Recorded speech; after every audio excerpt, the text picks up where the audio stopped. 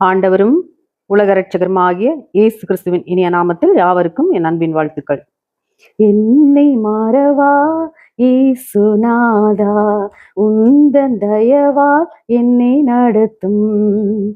என்னை மறவா இயேசுநாதா, உந்தன் தயவால் என்னை நடத்தும்.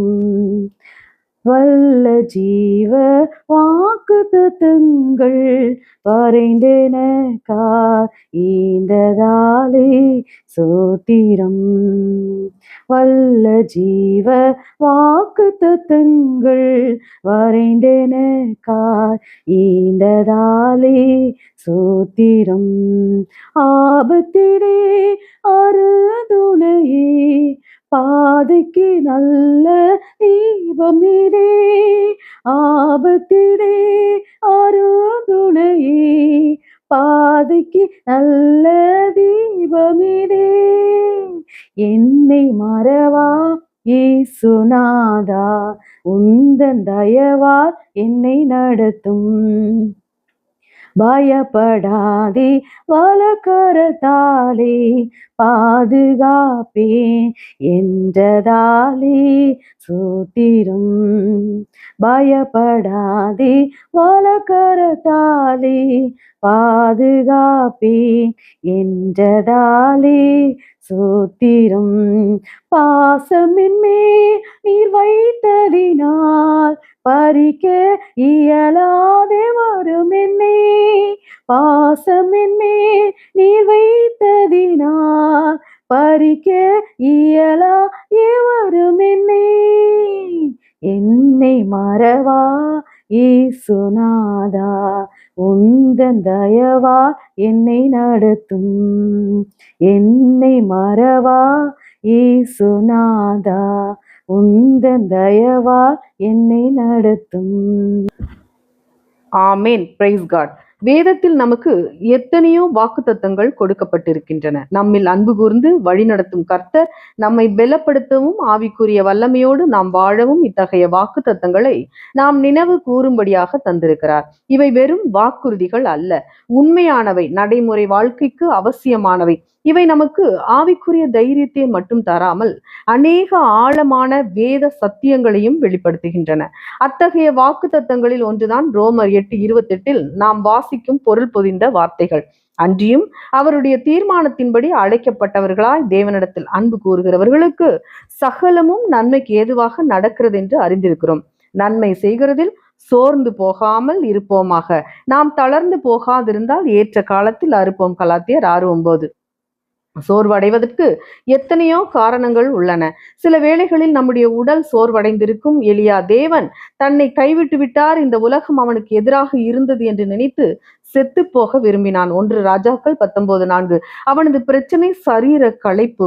ஏனெனில் கடந்த சில நாட்களாக அவன் ஓய்வின்றி வேலை செய்திருந்தான். 1 ராஜாக்கள் 18ஆம் அதிகாரம் பாருங்கள். தேவன் எலியாவுக்கு ஓய்வும் உணவும் கொடுத்தார். அவன் எழும்பி தன் பணியை தொடர சென்றான். தெசலோனிக்கிய சபையிலும் மற்ற விசுவாசிகள் தங்கள் கடமைகளையும் வேலைகளையும் செய்யாமல் இருந்தது சில தெசலோனிக்கியருக்கு மன சோர்வை ஏற்படுத்தியது. 2 தெசலோனிக்கர் 3:10, 11, 12, 13. ஒரு சபையில் அல்லது குழுவில் மற்ற எல்லோரும் சோம்பேறிகளாயும் அவர்களில் ஒருவர் மட்டும் இரவும் பகலும் உழைக்கிறவராயும் இருந்தால் மற்றவர்களின் நிர்விசாரத்தை கண்டு உழைக்கும் ஒரு மனிதன் சோர்வடைவது இயற்கைதானே. நீங்கள் சமீபத்தில் ஒரு சோகமான அனுபவத்தை கடந்து வந்திருக்கிறீர்கள். உங்கள் நெருங்கிய உறவினர் ஒருவர் இறந்து விட்டார், அல்லது திடீரென்று நீங்கள் வீடு மாறி வேறு இடம் சென்று குடும்பத்தோடு தங்க வேண்டிய சூழ்நிலை வந்துவிட்டது, அல்லது நீங்கள் ஆவலுடன் எதிர்பார்த்திருந்த ஒரு சந்தோஷமான அனுபவம் நடைபெறவில்லை. இப்படிப்பட்ட அனுபவங்கள் உங்கள் மன உணர்வை வெகுவாக பாதிக்கும். மிக அதிக பாரத்துடன் வாழ்க்கையை நடத்தி செல்ல முயலும் போது நம் உள்ளத்தில் சோர்வு வேகமாக குடியேறிவிடும். நாம் நன்மை செய்யும் போது ஆவிக்குரிய சோர்வுகள் ஏற்படும். மல்கியா 1:13 தேவன் மக்களை வன்மையாக கண்டிக்கிறார். அவர்கள் ஆவிக்குரிய பிரகாரமாகவோ மன உணர்வு மூலமாகவோ தேவனோடு எந்த உறவும் தொடர்பும் வைத்துக் கொள்ளவில்லை. நாம் தேவனோடு உள்ள தொடர்பை விட்டு விடும்போது நாம் அவருக்காக ஒரு முக்கியமான வேலை செய்வதை தவறிவிடுகிறோம். நன்மை செய்வதில் சோர்ந்து போவதற்கான அடையாளங்களை உங்கள் வாழ்வில் நீங்கள் காணும் போது பயப்பட வேண்டாம். நீங்கள் குற்றம் செய்துவிட்டதாக உணரவும் வேண்டாம். இது நம் அனைவருக்கும் ஏற்படக்கூடியது. நம்முடைய நம்முடைய வாழ்வில் களைப்புகளும் சோர்வுகளும் வரலாம். ஆனால் அவை வெகு சீக்கிரத்தில் மாறி போய்விடும். ஒருபோதும் நிலைத்து நிற்பதில்லை. நீங்கள் எதை செய்தாலும் அதை தேவனுக்காக செய்வதாக நினையுங்கள். கர்த்தருடைய கிரியையிலே எப்பொழுதும் பெருகுகிறவர்களாயும் இருப்பீர்களாக என்று பவுல் கூறுகிறார். 1 கொரிந்தியர் 15:58. நாம் எப்போது கர்த்தருடைய கிரியைகளை செய்து கொண்டிருக்க வேண்டும். எனவே நாம் செய்யும் கிரியைகளின் விளைவுகளுக்கு பொறுப்பு தேவனே. நாம் செய்யும் பங்கு என்ன என்பதை ஆண்டவர் அறிவார். நாம் எவ்வளவு உண்மையாக உழைக்கிறோம் என்பதை அவர் கவனிக்கிறார். நாம் செய்யும் எதுவும் கவனிக்கப்படாமல் விடப்படுவதில்லை.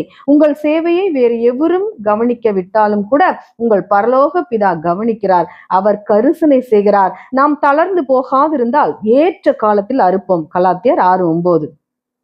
அறுவடையை கண்டடைவதற்கு காலமாகும். நாம் கவனமாக நல்ல விதையை நல்ல நிலத்தில் விதைத்திருப்போமானால் அறுவடை உறுதி.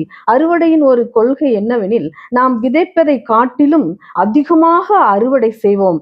ஜெபங்கள், இரக்க செயல்கள் கிறிஸ்துவுக்கு உண்மையாக இருந்தால், பரிசுத்த ஆவியானவரை சார்ந்திருந்தால் ஆகியவை அழகான கனிகளை தரும். நம்மை நாமே உயர்வாக எண்ணாமல், நம்மிடம் அளவுக்கு அதிகமாக திறமை இருப்பதாக கருதாமல் சரியான அபிப்பிராயம் கொள்வதே பணிவாகும். மனிதனின் மனம் இயல்பாகவே தன்னை உயர்வாக கருதும் இயல்புடையது.